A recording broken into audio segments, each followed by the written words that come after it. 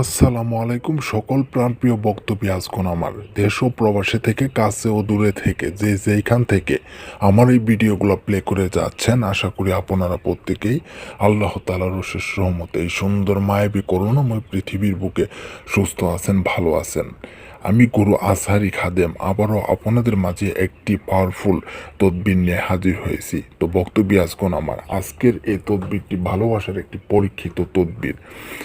এই তদবিরটি দ্বারা কিভাবে কাজটি করবেন সেই নিয়মটি আমি আপনাদেরকে বলে দিয়ে যাচ্ছি। তার আগে আমার এই চ্যানেলে যারা নতুন তারা অবশ্যই লাইক কমেন্ট শেয়ার করে যাবেন এবং সাবস্ক্রাইব করে পরবর্তী ভিডিও পাওয়ার জন্য এবং অন্যকে দেখার জন্য সুযোগ করে দিবেন।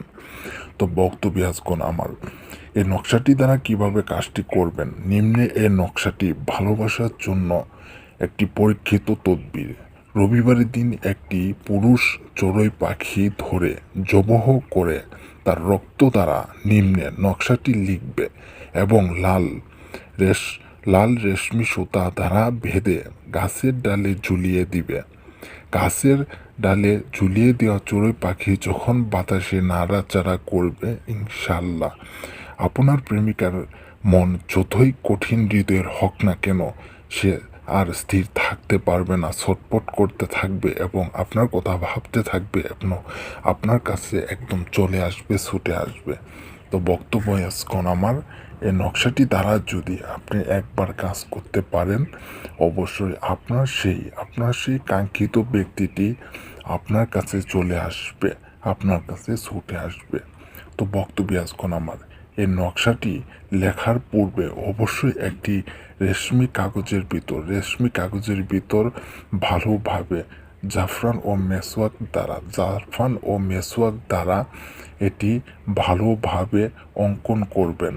আর অবশ্যই মনে রাখবেন এই দুটোকে আপনি গোলাপ জলের দ্বারা এই দুটোকে একত্র করে তারপর অঙ্কন করবেন। আর এই কাজটি করার